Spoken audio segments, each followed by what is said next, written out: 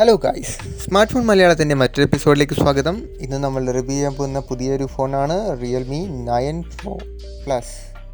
ഇതൊരു 5G ഡിവൈസാണ്. ഈ ഒരു ഡിവൈസിൻ്റെ കൂടുതൽ details, specifications, especially camera performance, gaming performance and display clarity, display resolution, ആ ഡീറ്റെയിൽസൊക്കെ നമ്മൾ ഈ വീഡിയോയിൽ എക്സ്പ്ലെയിൻ ചെയ്യുന്നുണ്ട്. സോ അതുകൊണ്ട് ഈ വീഡിയോ മുഴുവനായും കാണുവാൻ ശ്രമിക്കുക.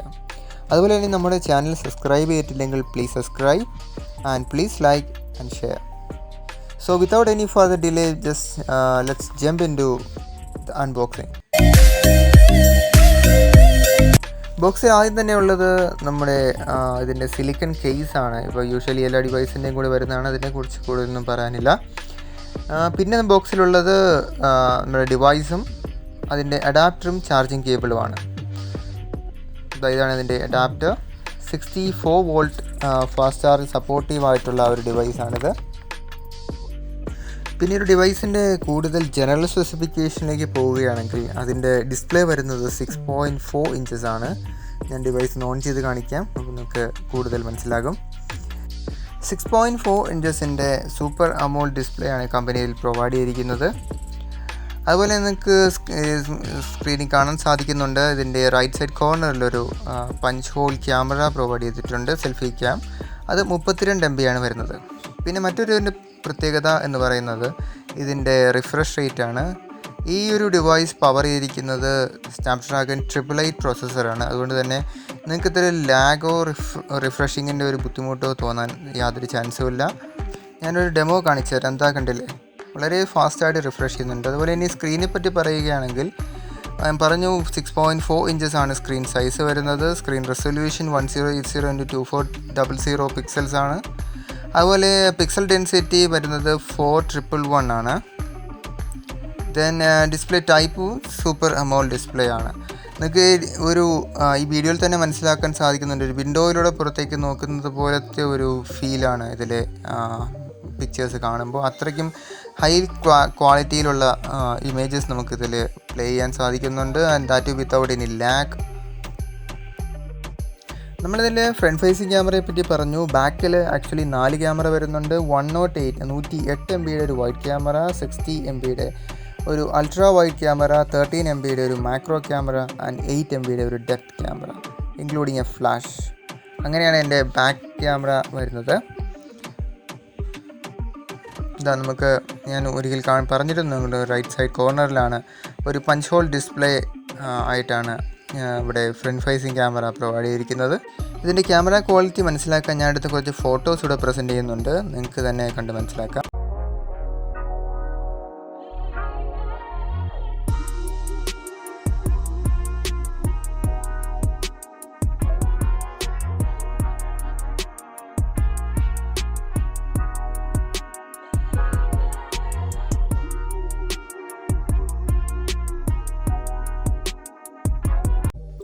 ക്യാമറയ്ക്ക് ശേഷം ഏറ്റവും കൂടുതൽ ആളുകൾ പ്രാധാന്യം നൽകുന്ന ഒന്നാണ് മൊബൈലിൻ്റെ ഗെയിമിംഗ് പെർഫോമൻസ്. ഈ ഒരു ഡിവൈസ് പവർ ചെയ്തിരിക്കുന്നത് സ്നാപ്ഡ്രാഗൺ 888 പ്രോസസ്സറാണ്. അതുപോലെ ഗ്രാഫിക്സ് വന്നിരിക്കുന്നത് അഡ്രീനോ 618 ആണ്. അതുപോലെ 6GB റാം ആണ്. 6GB 8GB 2 വേരിയൻ്റ് ഉണ്ട്. അപ്പോൾ നമുക്കിതിൻ്റെ ഗെയിമിംഗ് പെർഫോമൻസ് ഒന്ന് വിലയിരുത്താം. ഞാനിവിടെ PUBG ആണ് സെലക്ട് ചെയ്തിരിക്കുന്നത്. ഇത് ഫുൾ HD ഹൈ റെസൊല്യൂഷനിലാണ് ഞാൻ ഈ PUBG കളിക്കുന്നത്. കഴിഞ്ഞ വീഡിയോയിൽ പലരും അഭിപ്രായപ്പെട്ടിരുന്നു PUBG പോലത്തെ ഗെയിമുകൾ വളരെ ഷോർട്ടായിട്ടുള്ള പീരീഡിൽ മാത്രമാണ് ഞാൻ കളിച്ച് കാണിക്കുന്നതെന്ന്. അതുകൊണ്ട് ഞാനിവിടെ കുറച്ച് ലെങ്തി ആയിട്ട് ആഡ് ചെയ്തിട്ടുണ്ട്. നിങ്ങൾക്ക് വേണമെങ്കിൽ സ്കിപ്പ് ചെയ്യാം, അല്ലെങ്കിൽ പെർഫോമൻസ് നിങ്ങൾക്ക് തന്നെ കണ്ട് വിലയിരുത്താം.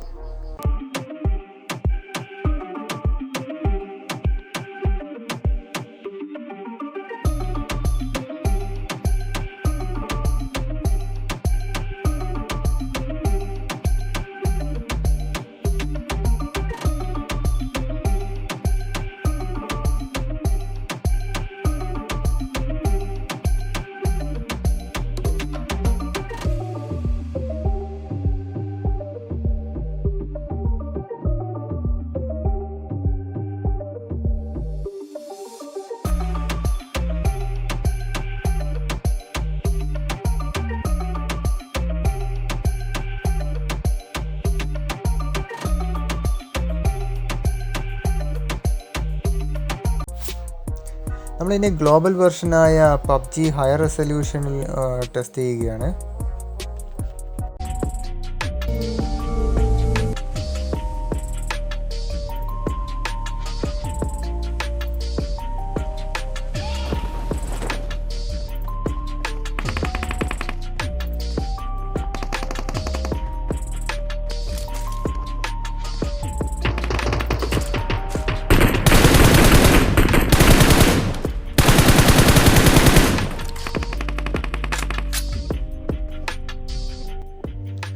ഇത്രയും നേരം തുടർച്ചയായി കളിച്ചിട്ടും എനിക്ക് യാതൊരു ലാഗും ഫീൽ ചെയ്യുന്നില്ല. ആക്ച്വലി ആ പ്രൊസസ്സറിൻ്റെയും ഗ്രാഫിക്സിൻ്റെയും ഗുണം തന്നെയാണത്. പബ്ജി പോലൊരു ഗെയിം തുടർച്ചയായി കളിച്ചിട്ടും ലാഗ് ഉണ്ടാവുന്നില്ല എന്നുള്ളത് വളരെ സർപ്രൈസിങ് ആയിട്ടുള്ളൊരു കാര്യം തന്നെയാണ്. Except for the internet connectivity. Internet കണക്ടിവിറ്റിയുടെ ചെറിയ ഇഷ്യൂസ് ഇവിടെ ഉണ്ട്. അതൊഴിച്ച് കഴിഞ്ഞാൽ ഗെയിം പെർഫോമൻസ് വളരെ സ്മൂത്ത് തന്നെയാണ്. ഈ ഒരു ഡിവൈസ് ഗെയിം കളിക്കുന്ന ആൾക്കാർക്ക് അല്ലെങ്കിൽ ഗെയിമിംഗ് പെർഫോമൻസിന് വേണ്ടി മാത്രം ഡിവൈസ് ചൂസ് ചെയ്യുന്ന ഒരാൾക്ക് വളരെ പ്രയോജനകരമായിരിക്കും എന്ന് തന്നെ ഞാൻ വിചാരിക്കുന്നു.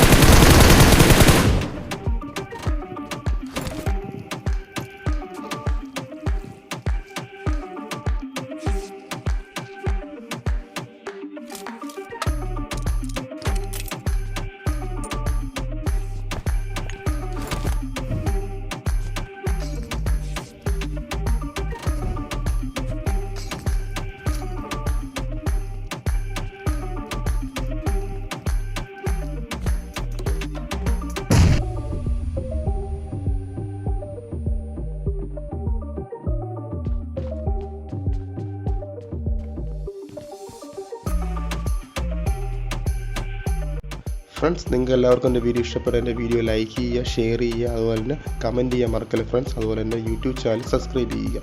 നമ്മൾ പുതിയൊരു ഐബോക്സിംഗ് വീഡിയോ ഉടനെ വരുന്നതാണ് ഫ്രണ്ട്സ്. Bye friends.